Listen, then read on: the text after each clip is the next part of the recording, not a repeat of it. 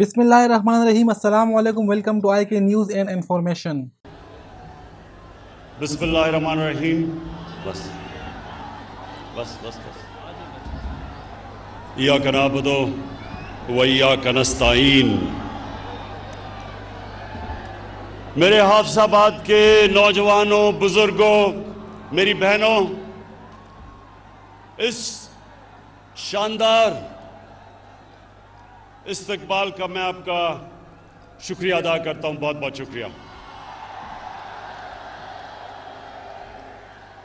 मैं आज सबसे पहले शौकत और आपके वालिद मेहदी भट्टी आपको मुबारक देता हूं, खराज तहसीन पेश करता हूं कि आज आपने ये ऑर्गेनाइज किया इतना बड़ा जलसा।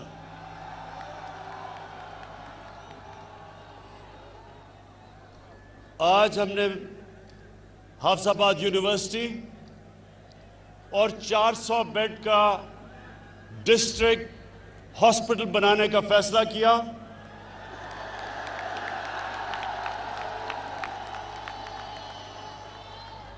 और इंशाअल्लाह ये हम जल्दी से जल्दी इसलिए बनाएंगे कि ये यूनिवर्सिटी भी और हॉस्पिटल भी ये आपकी जरूरत है और ये हमारा फर्ज है कि हम ये आपके लिए बनाएं।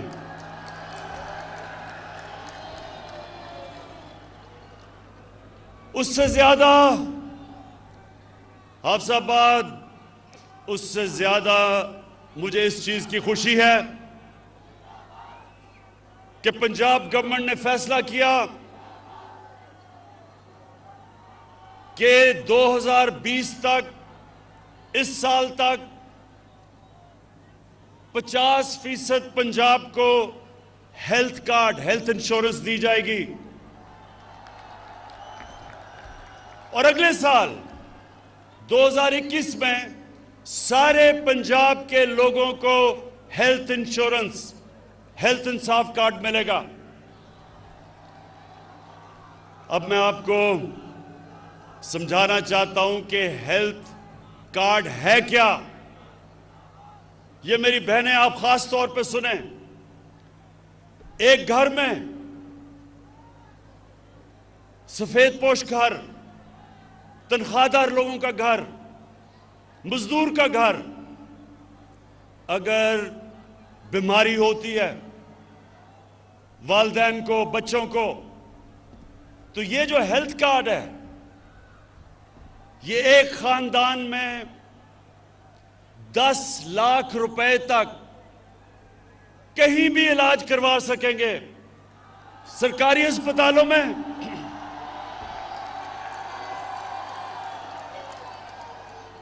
या किसी भी प्राइवेट हॉस्पिटल में।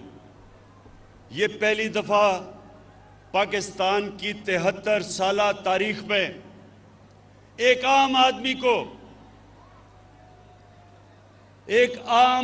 को एतमाद होगा कि अगर घर में बीमारी होती और पैसे नहीं, हमारे पास हेल्थ इंश्योरेंस होगी। मैं आपको यह बता चलूं हाफिजाबाद के लोगों कि दुनिया में अमीर तरीन मुल्कों में भी इस तरह की हेल्थ इंश्योरेंस नहीं होती जो आज पाकिस्तान में हमने फैसला किया कि केपी और पंजाब में हम लेके आए।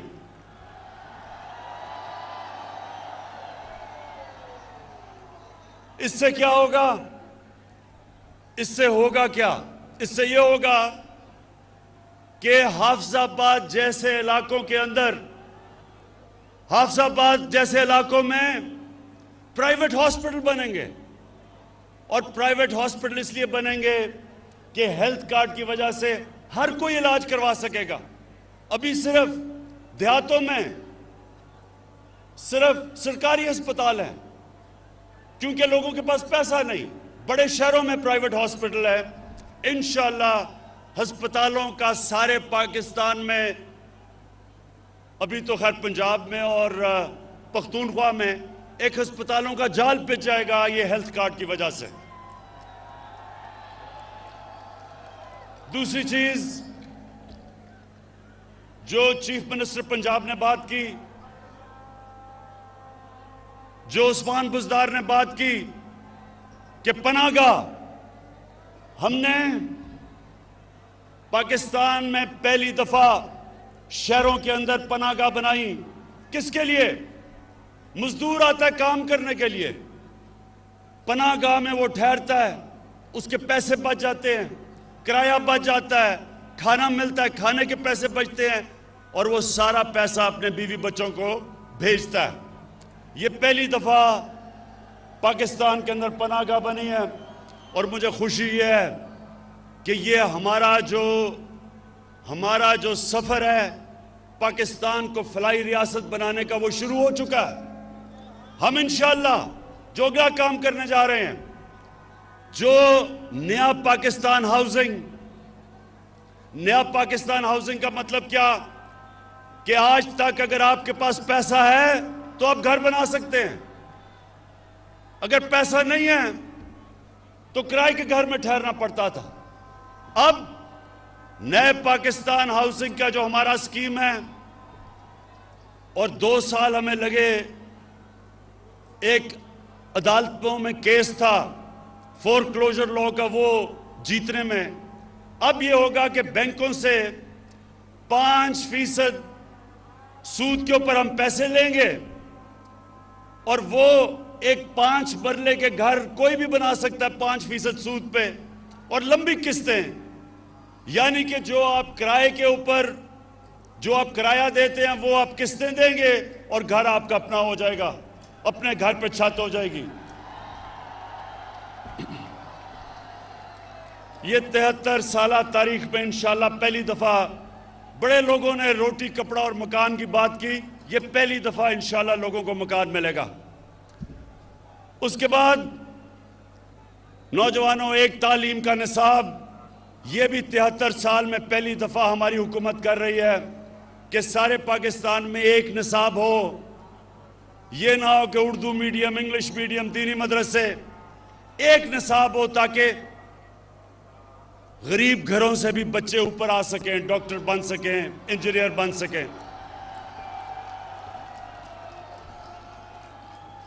जब 2013 में तहरीक इंसाफ की हुकूमत आई पख्तूनख्वा में, तो 3 साल तक हम सुनते रहे कि जी किधर है नया पख्तूनख्वा। 3 साल हमें सुनना पड़ा कि किधर है नया पख्तूनख्वा। जब इलेक्शन हुआ, और पख्तूनख्वा की एक तारीख है कि वो एक जमात को दूसरी दफा बारी नहीं देते, लेकिन तहरीक इंसाफ जब इलेक्शन हुआ तो पहले से ज्यादा वोट मिली, 2/3 अक्सरियत मिली पख्तूनख्वा में 2018 में। क्यों मिली? इसलिए कि हमारे दौर में गुर्बत पख्तूनख्वा में 27% से गिर के 18% पे आ गई। 9% गुर्बत कम हुई उस सूबे में जिधर वॉर ऑन टेरर, वो जंग की वजह से तबाही थी। वो सूबा जिधर सरमायाकार बिजनेसमैन छोड़ छोड़ के इस्लामाबाद आ रहे थे, जिधर पैसे वाले लोग सूबे से बाहर जा रहे थे, फैक्ट्रियां बंद हो रही थी, उस सूबे में 9% गुर्बत कम हुई, 27% से 18% पे। इसलिए लोगों ने वोट दी, और इंशाअल्लाह यही इंशाअल्लाह मेरा ख्वाब है पाकिस्तान के लिए कि हम अपने मुल्क में गुर्बत कम करें, सारी पॉलिसी बनाएं निचले तबके को ऊपर लाने के लिए। जिस तरह का हेल्थ कार्ड है, जिस तरह का तालीमी निज़ाम है, जिस तरह का अस्पतालों का निज़ाम है, जैसे जैसे नीचे से लोग ऊपर आएंगे और जैसे जैसे पाकिस्तान एक फलाई रियासत बनेगी, इंशाअल्लाह यही कौम एक अजीम कौम बनने जा रही है। और दूसरी चीज, हाफिजाबाद के लोगों, अब ये जरा गौर से सुनो। इस वक्त जो पाकिस्तान में दूसरा हमें काम करना है और कर रहे हैं, वो है कानून की बालादस्ती कायम करना। ये क्यों जरूरी है? ये हमारे नबी सल्लल्लाहु अलैहि वसल्लम ने मदीना की रियासत जब बनाई तो उन्होंने कहा कि बड़ी कौमें तबाह हुई तुम्हारे से पहले, जिधर एक कानून अमीर के लिए और दूसरा गरीब के लिए था। ये गौर से सुने, जिधर ताकतवर के लिए एक कानून और कमजोर के लिए दूसरा, उस कौम में कानून की बालादस्ती नहीं आती। जब भी एक कौम आगे बढ़ती है तो कानून की बालादस्ती आती है। कानून के सामने सब एक बराबर। इस वक्त हमारे मुल्क में ये जो सर्कस लगाई हुई है, ये जो सर्कस लगी हुई है, ये वो लोग हैं 30 साल से इन्होंने इस मुल्क को लूटा। ये अमीर तरीन हो गए और कौम को कर्जों में डुबा दिया। इनके लिए एक और कानून था, आम चोर जो भैंस चोरी करता था या जो मोटरसाइकिल चोरी करता था, उसके लिए एक और कानून था। और ये जो अरबों रुपया चोरी करके मुल्क का बाहर लेके जा रहे थे, इनको पाकिस्तान का इंसाफ का निजाम नहीं पकड़ता था। अब इनको मुश्किल पड़ गई है। पहली दफा जो केसेस नैब के अंदर इनके दौर में बने हुए थे, हमने नहीं केसेस बनाए, ये इनके दौर के केसेस थे। वो अपने दौर में तो ये एक दूसरे को पूछते नहीं थे। हमारे दौर में हमने नैब को आजाद छोड़ दिया है। इनके दौर में नैब इनकी गुलाम थी, हमारे दौर में आजाद है। अब ये सारी ब्लैकमेल इसलिए मुझे कर रहे हैं कि ये चाहते हैं कि मैं किसी तरह नैब को खत्म कर दूं ताकि इनकी चोरी बच जाए। हाफिजाबाद के लोगों, पहले मुझे बताओ, क्या मैं इनको छोड़ दूं?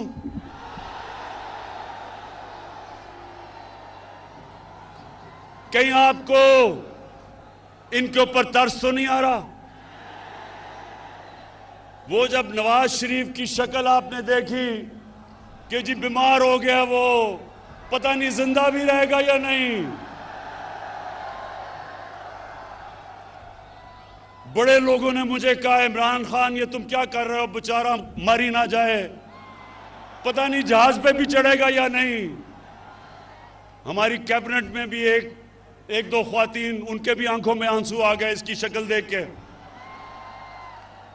जैसे ही लंदन गया, लंदन की ऐसी हवा लगी कि सारी बीमारियां खत्म हो गई।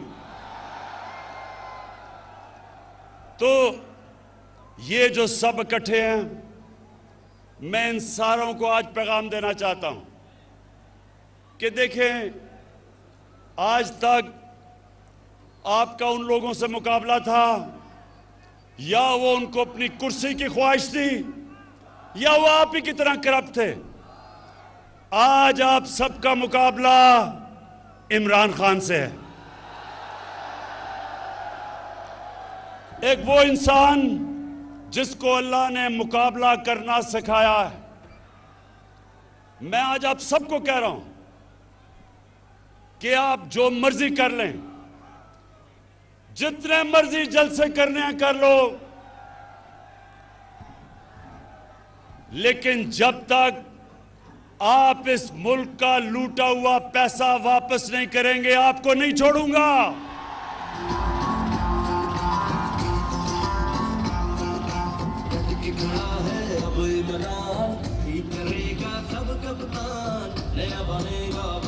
बस।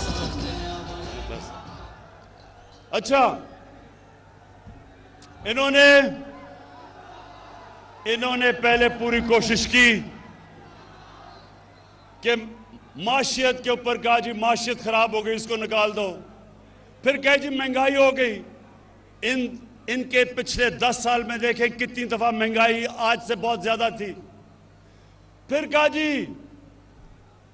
कि वो कोरोना के अंदर इमरान को नहीं समझ कि वो जिस तरह नरेंद्र मोदी ने बंद किया था अपना मुल्क, इमरान खान को भी करना चाहिए। अल्लाह अल हक है, अल्लाह का शुक्र अदा करता हूं, उसने हमने कोरोना से भी बचा दिया। फिर इन्होंने एक फैटफ, एक ऐसी चीज है जिसमें पाकिस्तान को इनकी वजह से ग्रे लिस्ट में डाला हुआ है। अगर पाकिस्तान ब्लैक लिस्ट हो जाता है तो हमारे ऊपर सैंक्शंस लग जाती हैं, हमारी माशियत बैठ जाती है। तो इन्होंने सोचा कि अब तो इसको ब्लैकमेल कर लेंगे कि पहले नैब को खत्म करो और फिर हमें फैटफ साइन करेंगे। इन्होंने मुझे नैब में 38 शिक्के हैं नैब की, उसमें से कहा 34 शिक्कों को इस तरह कर दो कि नैब ही खत्म हो जाए ताकि इनकी चोरी बच जाए। जब मैं नहीं माना तो इन्होंने क्या किया कि इन्होंने अदलियों पे भी हमला किया। 3 चीफ जस्टिस बैठे हुए थे जिनके खिलाफ इन्होंने बातें शुरू कर दी कि जी नवाज शरीफ ने कहा फैसला ही गलत था। 3 चीफ जस्टिस थे, अदलियों का भी अटैक किया और फिर पाकिस्तान के आर्मी चीफ और ISI चीफ को अटैक किया। आर्मी चीफ और ISI चीफ को अटैक करने का मतलब फौज को अटैक करना। यहां मेहदी भट्टी बैठे हैं, इनका बेटा बलूचिस्तान में शहीद हुआ। इस तरह के कितने हमारे फौजी शहीद हुए हैं हमें हमारी हिफाजत करते हुए।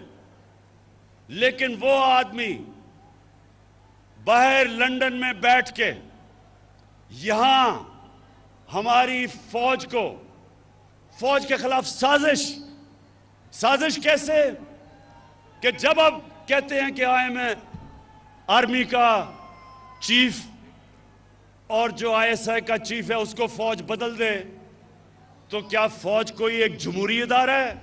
क्या उन्होंने नो कॉन्फिडेंस मोशन पास करना है? वो ये कह रहा है कि फौज के अंदर बगावत की जाए, वो ये कह रहा है कि फौज कू करे, यानी कि हमारी फौज तबाह हो। अपनी चोरी बचाने के लिए नवाज शरीफ तुम इधर तक पहुंच गए हो कि हिंदुस्तान की जुबान बोल रहे हो अपनी फौज के खिलाफ। इससे मेरा अज़म और मजबूत है कि तुम्हारी तरह के लोग, तुम्हारी तरह के मीर जाफर, मीर सादिक और मीर रियाज सादिक, इनको इंशाअल्लाह जब तक हम इनको कानून के नीचे नहीं लेके आएंगे और इनका पैसा नहीं निकालेंगे, इंशाअल्लाह मैं इनको नहीं छोड़ूंगा।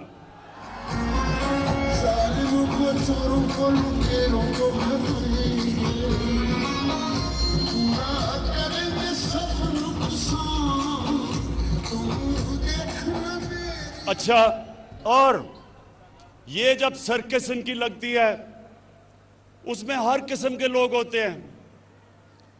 एक ऐसा आदमी है जो कि कहता है इमरान खान की वजह से इस्लाम को खतरा है। मैं उनको एक पैगाम देना चाहता हूं, और हाफिजाबाद के लोगों आप इसकी गवाही देना।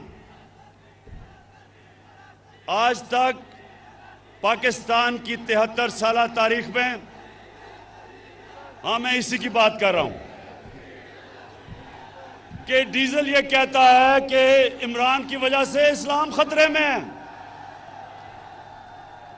मेरी वजह से इस्लाम खतरे में नहीं है, आपकी तरह के लोगों की वजह से इस्लाम खतरे में है।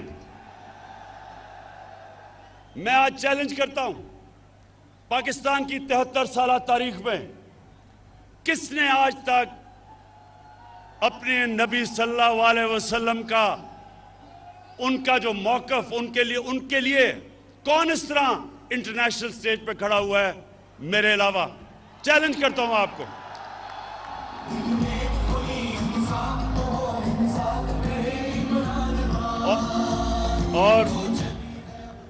और ये मैं आपको बता दूं, ये किसी वोट के लिए मैंने नहीं किया, ये मेरा ईमान का हिस्सा है। हमारे नबी सल्लल्लाहु अलैहि वसल्लम हमारे दिलों में बसते हैं। आखिर में ये सारे जो सर्कस लगाई हुई है, ये कहते हैं कि इलेक्शन में धांधली हुई। ये सारे कहते हैं कि इलेक्शन में धांधली हुई। मैं इनसे सबसे पहले सवाल पूछता हूं कि अगर इलेक्शन में धांधली हुई तो मैंने तो आपको कहा था कि जिधर भी धांधली हुई हम तैयार हैं इलेक्शन खोलने के लिए। क्यों नहीं आ पाए? मैं आपको बताता हूं क्यों नहीं आए। 2013 में 137 पिटिशंस थी जिन्होंने कहा कि इलेक्शन में धांधली हुई नेशनल असेंबली में।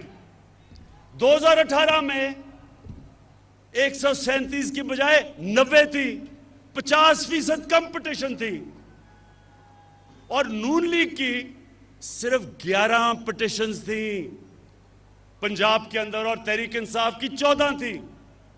तो सवाल यह मैं पूछता हूं कि अगर धांधली हुई थी तो किधर हैं आपकी पिटिशंस? क्यों नहीं आपने कहा कि धांधली हुई? इलेक्शन कमिश्नर आपका, केयर टेकर आपकी, आपने सिलेक्ट किया था केयर टेकर इलेक्शन कमीशन, तो धांधली किसने की फिर? और जब मैंने आपको कहा था हम खोलने के लिए तैयार हैं, क्यों नहीं खोला? नौजवानों, एक मेरी बात सुन लें। जब मैं क्रिकेट खेलता था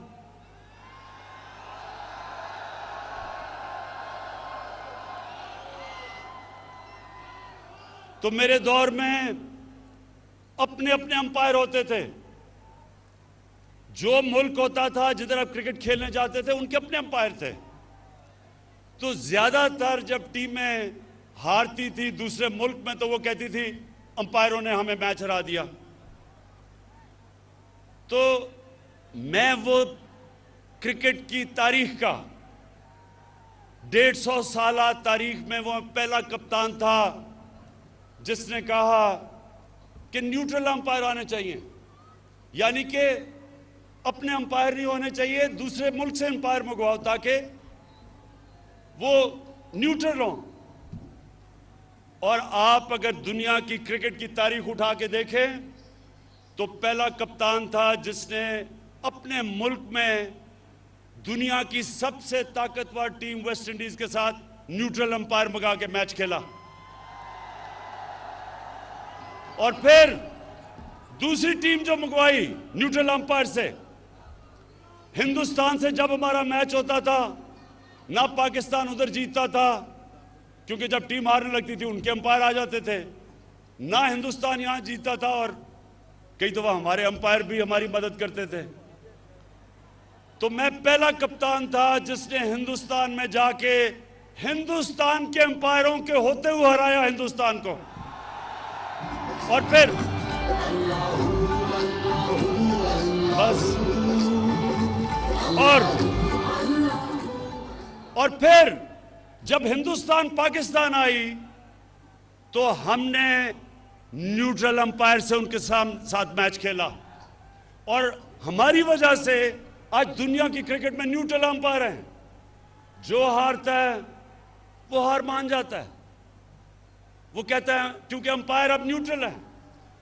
आज मैं आपके सामने वादा करता हूं अपनी कौम से, ये मेरी हुकूमत है जो पहली दफा पाकिस्तान में एक ऐसे इलेक्शन करवाएगी कि जो हारेगा वो भी मानेगा कि इलेक्शन साफ और शफाफ हुआ है।